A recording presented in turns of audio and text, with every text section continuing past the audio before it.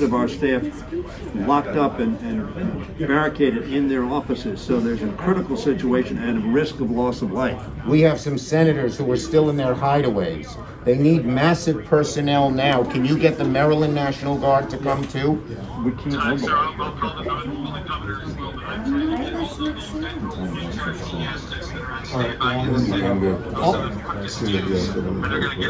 Mr. Secretary, obviously Prince George's County, I will call Angela Alsobrook, the county executive. I'm sure she'll deploy whatever we need deployed. Montgomery County as well, Fairfax and Arlington all have very significant forces. Yes, sir. I'm going to call the governor when I get off.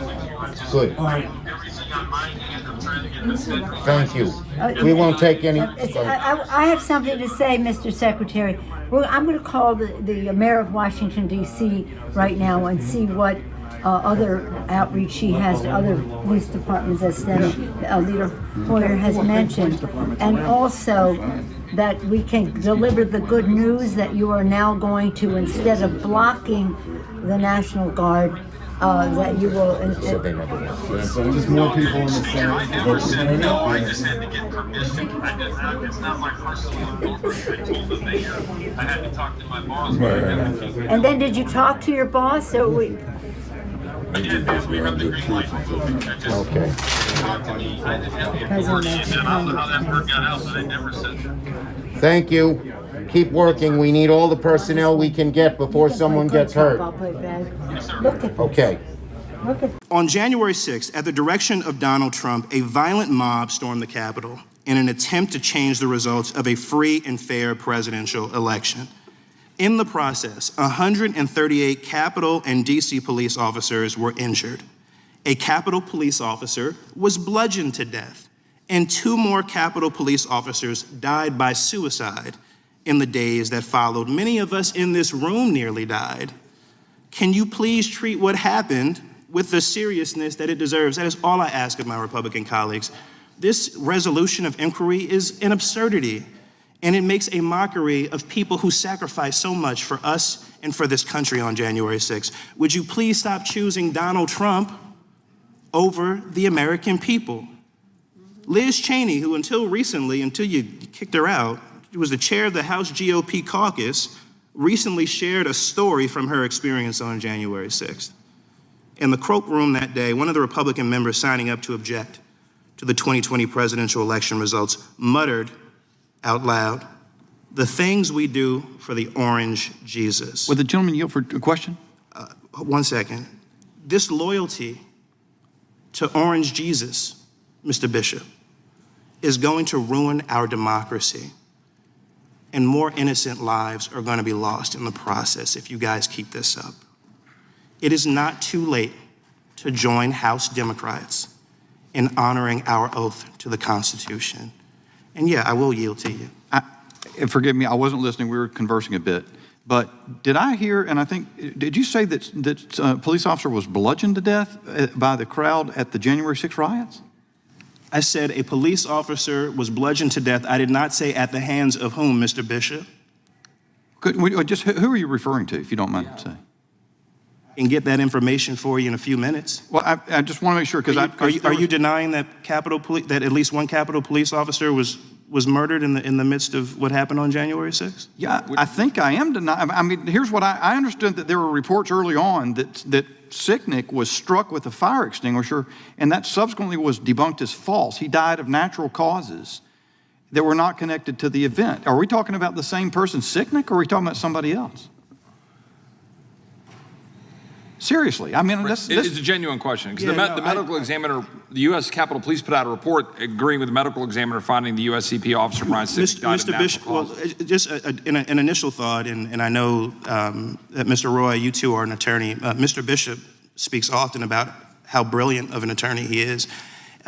You know, we're talking about but-for causation of Officer Sicknick's death, and so I would hope that you would at least concede, at a minimum, that Mr. Sicknick died as a result of what happened on January 6th. And I'm disappointed if you would suggest otherwise, sir. Well, Was he? I mean, look, I don't think that's correct either. But just was he bludgeoned to death? Is that because I think Ms. Demings was even looking at, we were sotto voce between me and her saying he was. I'm sincere as I can be.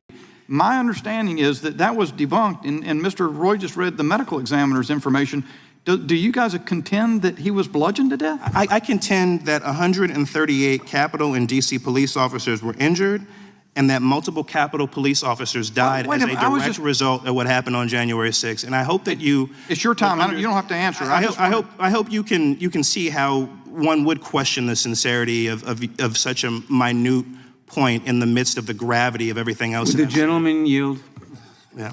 Chair now recognizes the gentleman for Texas for 5 minutes. Thank you, sir. I will say this, Mr. Ray, I'm one of those sheriffs that will be very blunt with you today. That's right here. I've had an opportunity to look at your testimony, lots of stuff, and hear about numerous task forces, crimes being committed against children, including even infants and toddlers. MS-13 gang members coming across the open southern border, the poisoning and killing of the American people with fentanyl, the sex trafficking, the human trafficking. It's quite clear, it is clear that you guys are dealing with some of the sickest bastards in our society. I have an article here from CNN in January 2022 calling the January 6th investigation the biggest investigation in FBI history. And what shocks me about this, quite honestly, is that you don't mention January 6th. Again, the biggest investigation, not one time in your 14-page testimony. You don't mention it one time. And that makes me ask myself the question, what the hell are you hiding? Sir, you mentioned 38,000 agents and support personnel in your agency. How many FBI agents and support personnel have you assigned to the January 6th investigation? I don't know that I know the number. I know we have a lot of people working on it in multiple field. Fair enough, lots. Yeah. Knowing that you are dealing with some of the sickest people in our society with investigations related to child sex trafficking, have you reassigned any of these agents or personnel to investigate January 6th? Yes or no?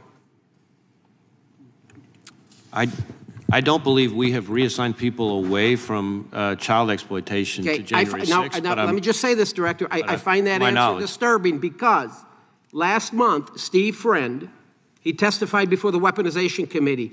Mr. Friend was a domestic terrorism investigator for you, and he was told by one of his superiors that January 6th was, I quote, a higher priority than pursuing child pornography cases, end quote. And for those of you watching in America, understand today's FBI is more concerned about searching for and arresting Grandma and Grandpa for entering the Capitol building that day than pursuing the sick individuals in our society who prey on our children. And Mr. Ray, your priorities are flawed. But let's rehash what we know so far, all right? It's the largest investigation in FBI history, and you don't mention it in your testimony. Agents have been reassigned from child exploitation cases and so on. So now let's get into the money, Mr. Ray. How much taxpayer money has been spent on January 6th? I don't know that I have the figure you don't have in my head, but... Mr. Ray, I got an article here, December 22, 2022, 2 years after the events of January 6th, and it says the Justice Department has requested another $34 million from Congress. And number one, you shouldn't get another dime. The FBI shouldn't get another dime for this political witch hunt against the greatest president in my lifetime, Donald J. Trump. I want to turn my attention now to this fella, this character, Mr. Ray Epps. We've all heard of him. We've heard of Mr. Ray Epps. He was number 16 on your FBI most wanted list. He was encouraging people the night prior and the day of to go into the Capitol. And Mr. Ray Epps can be seen at the first breach of Capitol grounds at approximately 12:50 p.m. Play the clip, please. We need to go into the Capitol. Into the Capitol. Into the Capitol. What? We are going to the Capitol, where our problems are. It's that direction. Please spread the word. All right, noted. Okay, but one more thing. Yeah, so can we go up there? No? When we go in, are we going to get arrested if we go up there? Yeah. You don't need to get shot. Arrest us.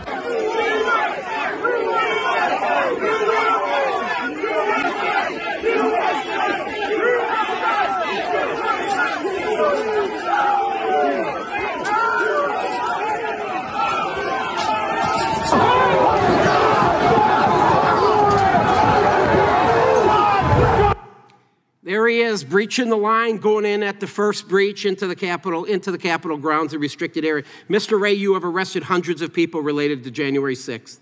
And there have been people arrested for breaching Capitol grounds. Cooey Griffin is an example. Rachel Genko is an example. And then we go to Mr. Brandon Strecka. Brandon was arrested for disorderly and disruptive conduct, which included yelling, I quote, "Go, go, go," as rioters tried to empty the Capitol. These three never went into the Capitol. They never assaulted anyone. So let's be honest with each other. There is very little difference between the actions of Ray Epps and Brandon Strecka that day, but yet Strecka was arrested and Epps wasn't. Epps also testified to the January 6th committee. He was back at his hotel when video evidence showed that he wasn't. He lied. He was on the Capitol grounds just as Brandon Strecka was. Epps even texted his nephew at 2:12 p.m. and said, I quote, "I was in the front with a few others." It was on the video. "I also orchestrated it." Now look into the camera, sir, when you answer my next question. Are you going to arrest Mr. Epps, yes or no? I'm not going to engage here in a discussion about individual people who are or are not going to be prosecuted. Can I get a commitment? You just watched the video. I'm an old law dog. I understand a little bit about probable cause. He did very little. There was very little difference what he did and Mr. Strecka. You can see him. He's encouraging, I almost think he's inciting a riot. He's encouraging people the night prior to go into the Capitol, the day of, go into the Capitol, and he was at the first breach. And he breached the restricted area. Everybody, a lot of people getting arrested for not going into the Capitol, but they're in the restricted area. But yet, Ray Epps, who many people feel, fed, right? And there's a lot of clout over this. So my point is this. You arrested a lot of folks for unlawful activity. You just saw the video. And I will tell you, Mr. Ray, if you don't arrest Mr. Epps, there's a reason behind it. I believe you know what it is. And it appears to me you are protecting this guy. I strongly recommend you get your house back in order. With that, I yield back. I think the gentleman yields back. Director, we appreciate those. The whole country does. In fact, I said this in an interview this morning, a TV interview this morning. Two of those agents who served for years in the FBI did great work, now work for the committee on the Republican staff. And we appreciate the work they did then, the work they're doing now. But they share the same concerns raised by members of the committee. That's why they came to work for us. So I just got a couple other questions. Any of the FBI personnel who did improper queries of the 702 database, have any of those individuals lost their clearance? Well, we had, depends on how far back you want to go in time. We've had individuals, if you go back to say like 2018, I think was the last I remember, where you had somebody who engaged in intentional conduct and the person, for example, is gone. I think there were security clearances revoked for people back in that time period, but I don't know that we've had somebody who's engaged in, intentional or reckless conduct more recently than that. We have, as you may know, Mr. Chairman, and this actually didn't come up today, but it's important for people to know.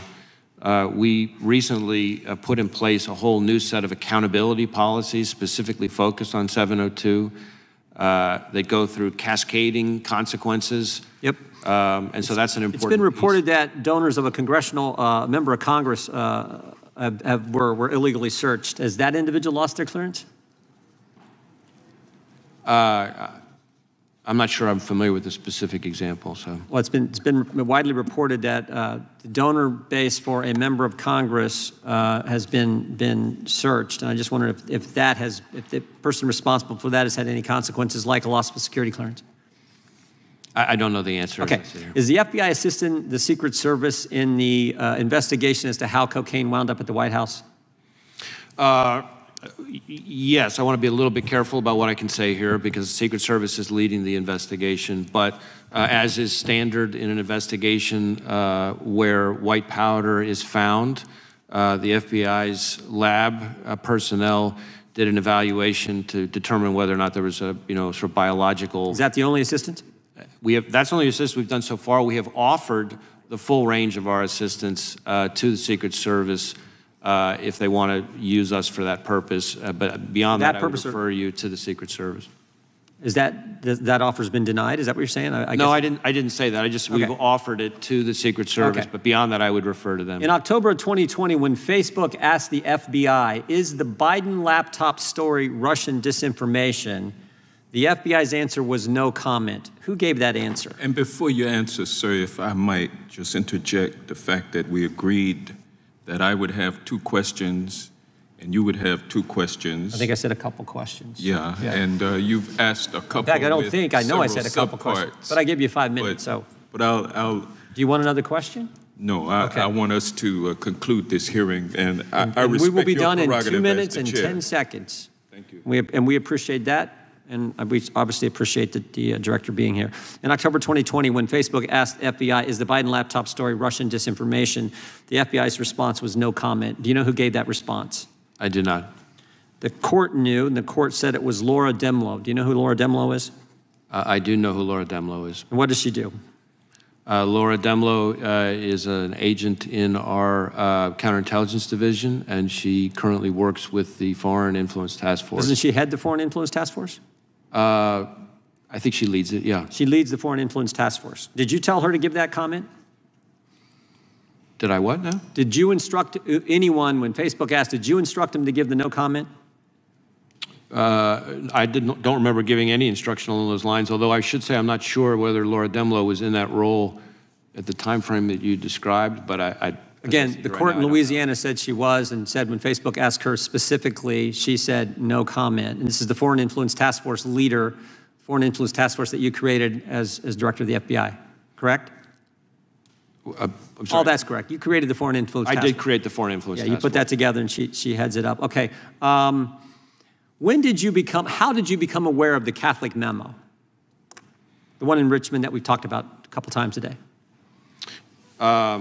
As I recall, in one of my regular morning meetings, I learned that there was this product, and that was the same day that I ordered that it be removed. Was that before or after it was already in the press?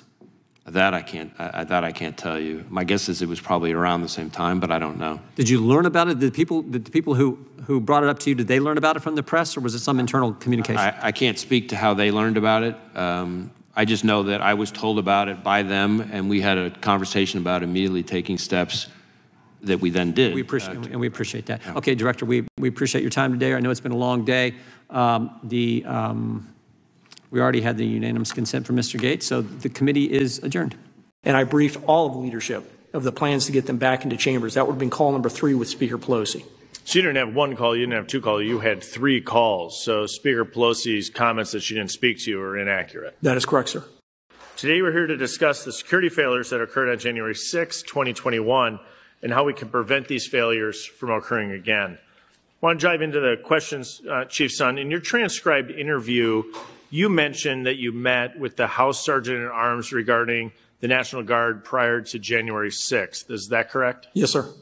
And who was the House Sergeant at Arms leading up to and on January 6th? That would be Paul Irving.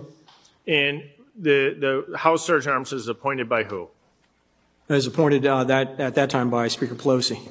And in your transcribed interview, you mentioned that when you first brought up the National Guard to the House Sergeant at Arms, in the days leading up to January 6th, that Mr. Irving said he, quote, didn't like the optics, end quote. Is that correct? That is correct. He referenced being concerned for optics. And on January 6th, when you went to Mr. Irving to get his approval to call in the Guard, Mr. Irving said he would, quote, run it up the chain. Is that correct? Yes, sir. That was a telephone call. I didn't see him in person when I first made that request. The House Sergeant at Arms is considered probably the most senior security official on the House side. When Mr. Irving says he has to, quote, run it up the chain, end quote, what did that mean? I took that to mean his leadership chain. And who would be his leadership chain? If he's functionally the most senior security official on the House side, correct? That's his title. That's part of the title, the senior law enforcement official for the House of Representatives. But he would have been referring to the leadership team that goes up to Speaker Pelosi. So the political leadership team, meaning elected officials, not another security official, is that your that is correct, sir. He's the top security official for the House. So running up the chain would most likely, in your opinion, is through the Speaker's office and possibly to Speaker Pelosi? That would be where it ends, yes. Okay, so let's park that there, and then let's jump to a second set here. In a press conference on January 7th, Speaker Pelosi called for your resignation on national television. Speaker Pelosi also stated that she had not talked to you since the initial breach of the Capitol. But according to your transcribed interview, you were on the phone with Speaker Pelosi a few times. Can you explain that discrepancy? Yeah, that is correct. I spoke to Speaker Pelosi 3 times that evening, and she went on national TV and said I'd never spoken to her, but I spoke to her 3 times. The three times were the first time when I went over to brief Vice President Pence at the secure location. I had called House Sergeant Arms Irving, told him I was going over to brief the Vice President. I was also going over to do a personal assessment of the Capitol. At that point, things were getting under control. Went over there, briefed him on when we can get them back into chambers with, Mr. Irving being fully aware. He said he wanted to get Speaker Pelosi on the phone. He made a phone call from his cell phone at approximately 5:34, where I first briefed Speaker Pelosi. The second call was when I left that location. As I was walking away, I met up with Mr. Stenger, and we started walking over to the Senate to go brief the Senate. When Jennifer Hemingway, I believe it was Jennifer Hemingway, handed me the cell phone, and it was Emily Barrett's cell phone calling her, and it was Speaker Pelosi on the other line. This is my second call with Speaker Pelosi, questioning the information I'd given to Vice President Pence about when we can get back into chambers. I assured her that information was correct. I could get them back into chambers by 7 p.m., and the call ended. That was call number 2. Call number 3 was 6:25 p.m. I was over at the Senate from the secure location, from where the Senate had been sequestered, and on a cell phone using Robert Karam's cell phone, they dialed leadership, who was over off-site at a secure location, and I briefed all of leadership of the plans to get them back into chambers. That would have been call number 3 with Speaker Pelosi. So you didn't have 1 call, you didn't have 2 calls, you had 3 calls. So Speaker Pelosi's comments that she didn't speak to you are inaccurate. That is correct, sir. Let me shift gears and go back as it relates to the optics of bringing people up to Capitol Hill and running things up the chain of command, ultimately to the Speaker's office. Do you think Speaker Pelosi's office or Speaker Pelosi herself politicized Capitol security? I have no idea on that, sir. Okay. Any other clarifications you'd like to make as it relates to Speaker Pelosi's comments that you didn't speak to her? I just, wish she had considered that, wish she had considered some of the stuff that I've faced and the efforts I went through to bring in the outside resources on that day before she called for her resignation. Thank you very much for being here. I yield back. Since that interview, to go back and check the records. So when did you speak with the former president on January 6th? Did you talk to the former president before, during, or after the attack on the Capitol? Of course I've talked to the president. All 3? Of course I've talked to the president. I've been clear about that. I talk to him all the time. This is not about me, Mr. Chairman. I know you want to make it about me. You want to make it about individuals, other individuals. But this is about the lack of a proper security presence that day. That's what this committee, if this committee is going to do something that's worthwhile, that's what they should be investigating. Of course I talked to the president. I talked to him that day. I've been clear about that. I don't recall the number of times. But it's not about me. I know you want to make it about that, but this is about the, why wasn't, how about this? Why wasn't the National Guard here that day, Mr. Chairman? If I can reclaim my time, I just want... Have you asked that question? Have you asked the Speaker why wasn't the National Guard here? No, my question to you, I'm asking the question to you. And I gave you the answer. Did you talk to the president, former president, before, during, or after the attack on the Capitol, or was it all 3? The reason I ask is, you had 84 days since you said you couldn't remember, and you would check. So if you could just clarify the record, was it before, during, or after the attack on the Capitol? I talked to the president after the attack. So not before or during? Right. Okay, and I've been clear about that. Well, but here, let me ask you a question. You brought up January 6th. All right. But my understanding is that you said to a reporter from Politico that you spoke to him during. So is now after the attack, or you? During? No, I did not speak to the president during the attack. So you admitted to speaking to the former president on January 6th, the same day you voted to overturn the election. Facts be damned. And although you've routinely suggested that you're just another member of Congress, speaking with the president, your name comes up again and again in regards to efforts to overturn the election. And there is even reporting that back on December 27th, then President Trump spoke with then acting Attorney General Jeffrey Rosen and others to discuss how to reverse Biden's win. An official who was on that call, Richard Donahue, notes you, Mr. Jordan, as a lawmaker who was referenced. This is the same meeting where President Trump told the Justice Department, according to handwritten notes by Mr. Donahue, and I quote, "Just say that the election was corrupt and, quote, leave the rest to me and our congressman." Did you discuss with President Trump a coordinated effort to overturn the results of the election? I have no idea what you're talking about. I have no idea what that is. Of course not. But you brought up January 6th, Mr. Chairman? What? You brought up January 6th, and you said we tried to overturn the results of the election by simply objecting? No, I just know. I said by objecting. Here's what I know. Let me say, I don't know. Okay, well, I hope I get a chance to respond at some point. I just don't know of another member of Congress who is as deeply enmeshed in all of this as you are, and apparently you're unwilling to give some of the more specific answers to this committee today. I guess, are you willing to tell the Select Committee what you know about events leading up to, during? I've been clear all along. I've got nothing to hide. I've been straightforward all along. And just so you know, I mean, I'm looking here. This is a Politico story here. The quote here says, "Look, I definitely spoke to the president that day. I don't recall. I know it was more than once. I just don't recall the times." This is to Olivia Beavers. And you later said that I'm sure that one of the Trump-involved calls took place in the safe room because we were in that room forever. I mean, that's what you... Yeah, after the thing, that's what I said. But what does this have to do with, what does this have to do with Steve Bannon? What does this have to do with Steve Bannon's contempt? I'm just, I thought that's why we were here. Yeah, well, in your opening, you didn't mention Steve Bannon. Mr. Gates did. No, I mentioned. Yes, I did mention Bannon's name. I mentioned him very first. About inflation. No, I did. No, I didn't. I said there are 4 batches of subpoena. The first batch, Bannon, Meadows, Patel, Scavino. First name I mentioned. Yeah. You got to go back. I'm sure the reporter can bring up the record. Yeah, I think what I come away listening to your opening statement is that you're more outraged by people asking questions. Not at all. Than police being beaten. I'm more outraged by the attack on people's First Amendment liberties. Beaten here. On January 6th, and the lives of the people who work for all of us being at risk. January 6th, Mr. Chairman, can I respond to something? Yeah, you may. January 6, 2017, guess who the first person was to object to counting the electoral college results for Mr. Trump? Guess who it was? It was me. It was you. Guess which state? Alabama. Which state? Alabama, a state President Trump won by 30 points. So you can object to Alabama.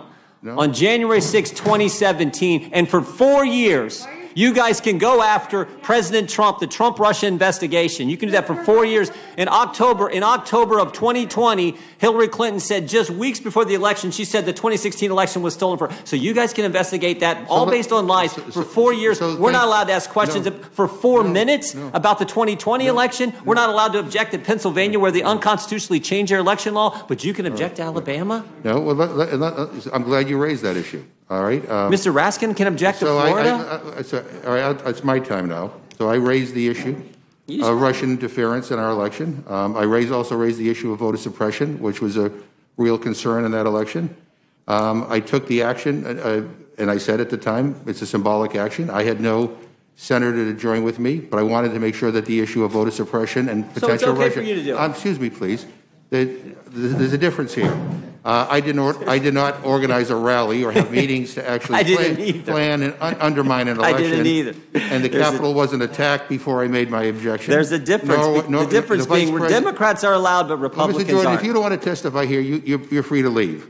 You keep saying all kinds of things. Don't give me a chance to respond. Seriously. I've given you a chance to respond. You won't let me get a question out. All right, go ahead. All right? Ask your question. The Capitol wasn't attacked before or after I made my objection. The vice president wasn't rushed to a secure location. His life wasn't threatened. President Obama at the time didn't tweet out a video saying he loved rioters. There wasn't even a vote on my objection. So there's a false equivalency here as an attempt to whitewash what happened on that terrible, terrible day. I'm not trying to I was the last person off the floor on January 6th. And I came face to face with these people in the speaker's gallery. And I will tell you, if you want me to describe what evil looks like, it's looking to those faces, those people who while three police officers were in front of the door trying to protect all of us, they were smashing the windows open to get at people. And so, you know, the notion that there's all this outrage today over people asking questions, and there's not outrage over the fact that the police, the Capitol Police, who are here to protect us and who do protect us every day, were beaten. You know, people lost their lives. Others' lives were threatened. The fact that somehow we asking questions about trying to figure out why did this happen, who is responsible, that somehow that is a bad thing. Give me a break. Give me a break. I mean, one of you mentioned political theater. You know, this is not political theater, I don't know what is, but let me just say one of the most genuine statements that I have heard uttered in the Capitol was by Vice Chair Cheney, who, to her credit, is embracing the truth and asking her Republican colleagues to join with her in making sure that the questions are answered in a way so the American people know what happened, so it never, ever, ever happens again. I mean, all of us are concerned about the future of our democracy in the aftermath of what happened. We don't ever want to see that happen again. So that's what this is all about. So we could talk about inflation, we could talk about the border, you could talk about whatever you want to talk about. Fine. You're at the Rules Committee, you could talk about whatever the hell you want to talk about. But the bottom line is, I think what we're doing here today is absolutely necessary. Can I respond? You may. I'm not trying to whitewash anything. Republicans have been consistent. We have condemned violence every stinking time it happened. We condemned it on January 6th, and 600 people are being prosecuted and held accountable for what they did wrong, as well they should be. But it would have been nice if you guys would have condemned the violence in the summer of 2020, instead of making statements like my colleague just read. It would have been nice, instead of the Vice President of the United States raising money to bail rioters out of jail, it would have been nice if you'd have done that. No. This double standard, you guys get to say all the things you did about Trump for 4 years. You get to have the summer of 2020 and call it peaceful protest. We condemn violence every single time. It'd have been nice if you guys had done the same. I am so sick of the double standard. That's Americans are so sick of the double standard. Well, I think many of us did condemn it. I condemn violence wherever it may occur. But, you know, let me just say this. You can yell and scream as much as you want. The bottom line is, no, I'm not yelling and screaming. We saw what we saw. I'm reflecting where the American people are. They've had it with the double standard. The American people saw. You're allowed to object. We're not. No, you can object. That's not the issue. Is not whether or not you raised an objection, Mr. Jordan. The issue is what transpired that day. The issue is that after all, we had nothing to do with that. After we'll see what the investigation leads. But after all of this time, still, you know, you cannot say those 5 words that the election was not stolen. With that, I'm happy to yield to the gentleman from